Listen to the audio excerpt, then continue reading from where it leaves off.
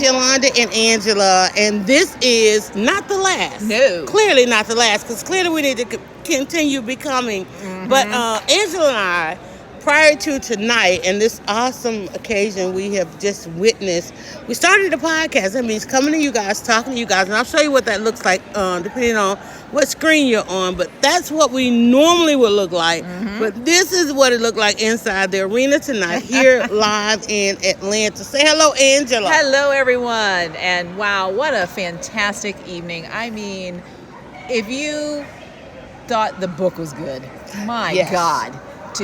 Oh my God. To hear her talk, just, Gayle King was the interviewer, but just to hear her. But the way you said that, we just like... No shade. No shade, not to dismiss Gayle. But y'all, when we tell you that, it's like if you text me, but then now I get to see your eyes, your emotions, what you really mean, the emphasis you put on what you're saying. That's what we experienced tonight, and something that we had never seen. Y'all, when I tell you, if you have not gone to see Michelle Obama, you've never seen Michelle Obama. Yep. Everything else has been with a filter. Yep. Think about that. That's Everything true. else has been with a filter. She's been audited. She's been censored. She's been, there's we saw the real Michelle Obama tonight. Yes. And it's amazing that realness can come through on a stage. Everybody's saying that, in front of like 15,000 people. Right. And she said she filled up arenas all over the world. Mm-hmm. Right. But again, filter, censor, and all of that. But even tonight, and I know we said Gayle King was the moderator. Let me tell you, I know Gayle is in her lane right now. But first of all, I have been a favorite fan of Gayle for a very long time, more so than Oprah. Yeah. Simply because I know that Gayle she's just done some things when it comes to media and journalism, and I hope that what's happening for her right now is true. I mean, like truth, not just true, but it's truth. But she was kind of in the way tonight. Yeah. She was kind of in the way. We understand they had protocols like Gayle, okay, keep her in this time and keep her on this subject and all that. But the First Lady was open. What did we say? There's 3 things that we said on the podcast. Yep. So was it sameness, togetherness? Yes. Otherness. There was no otherness in the room tonight. No, there was not. None. It was like everybody, and I love her reach. But when we talk about seeing something different in her tonight, this is who she's always been. Absolutely. But it's just this thing of our media, our country, our politics, and all those things have had to give us segments of her.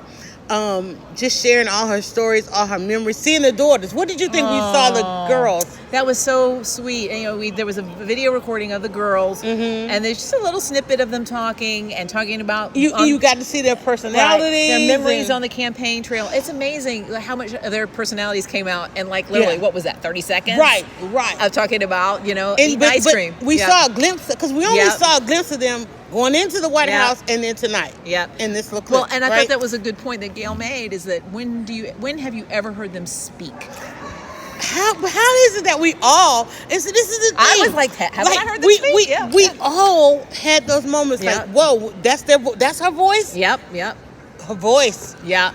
That's her, listen, as women trying to find our voice, because that's what we've really been talking about on the podcast, is finding our voice. And then to see Sasha and Malia and go, oh wow, you could tell they have 2 distinctive personalities, 2 distinctive voices, their memories, her talking about her husband more so than the president. Yeah. No, absolutely.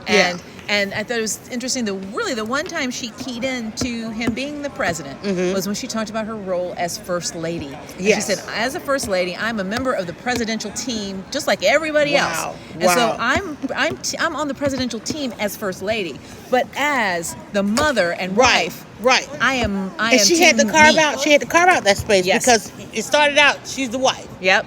And wives are usually over here, and they're like, okay, no, we need you on the trail, the campaign trail. Because a couple times when she put the word "my" on this my campaign speech, because and there was a question as to whether or not she would ever run for president, and she put a hashtag case closed. Yep. On that, so I shared a little bit of that in the timeline, but case closed, and she said particularly, and I know you still want to reach for a little bit of hope. You're like, okay, well, they're young women. they'll be going. Listen, we're live inside CNN, and it's time to go. But let me say this: this is the first time Angela and I have been at the table together doing a podcast. I know. Yeah. Yeah. Okay, we're broadcasting live from the CNN Center. Just left Phillips Arena. How many times he's going to say that and make that announcement?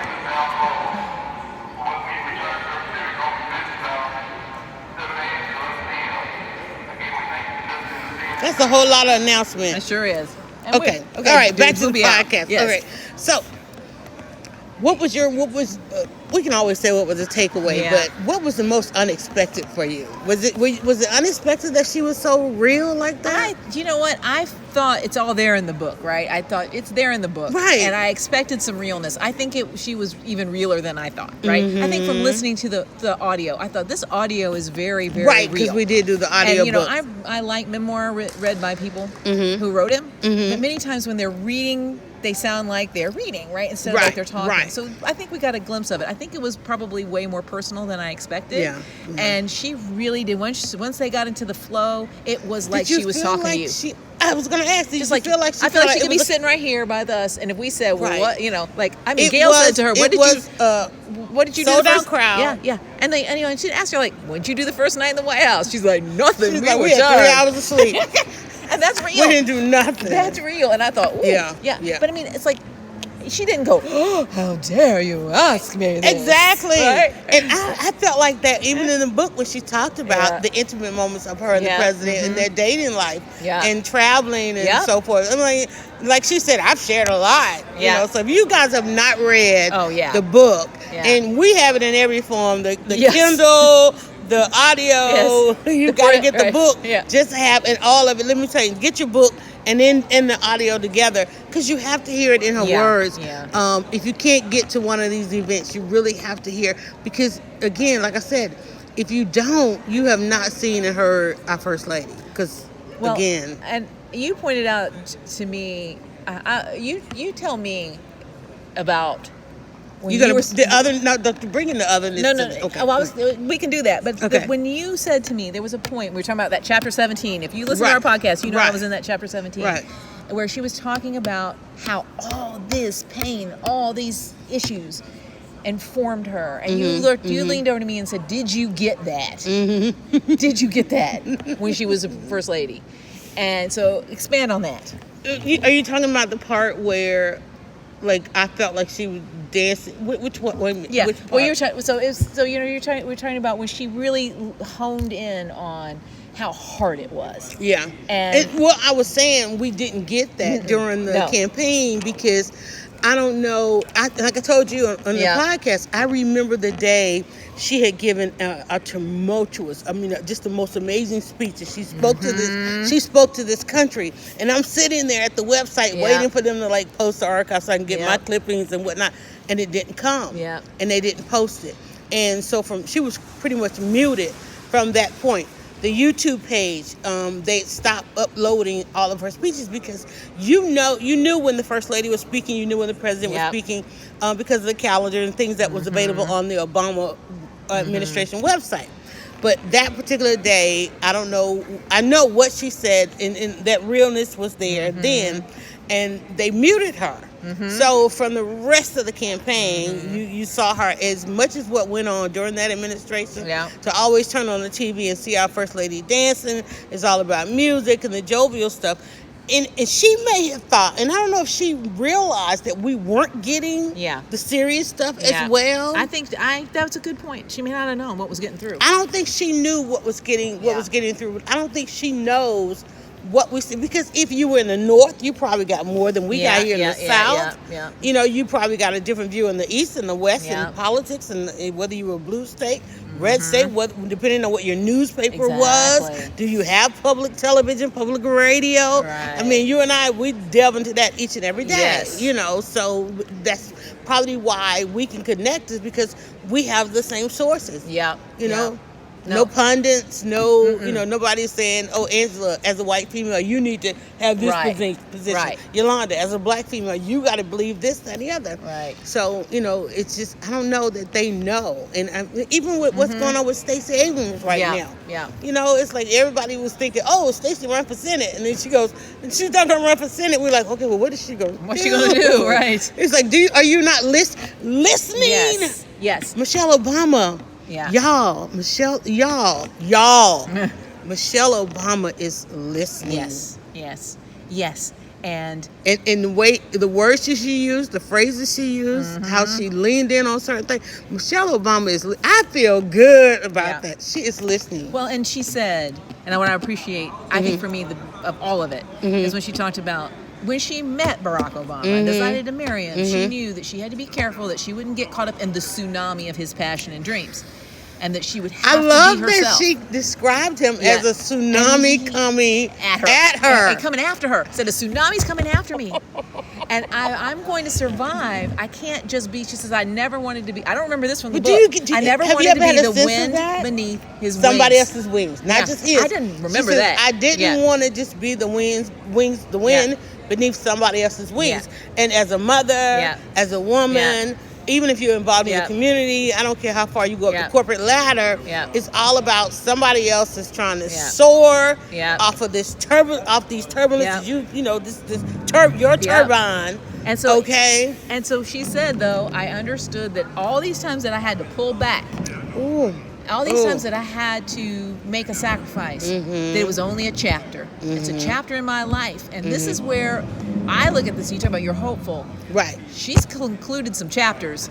And she said, if you ever want to be hopeful, just look to our youth. Yep. And that's I think, has guided me a lot because I've always worked with our young people. Yeah. I have always had a mind of what our young people seeing, hearing, and doing based on what we're doing. What are they drawing on? And when we get to a point where our young people stop looking to us, you know, and I know they have to carve out their own way, and a lot of what we do and say don't make sense.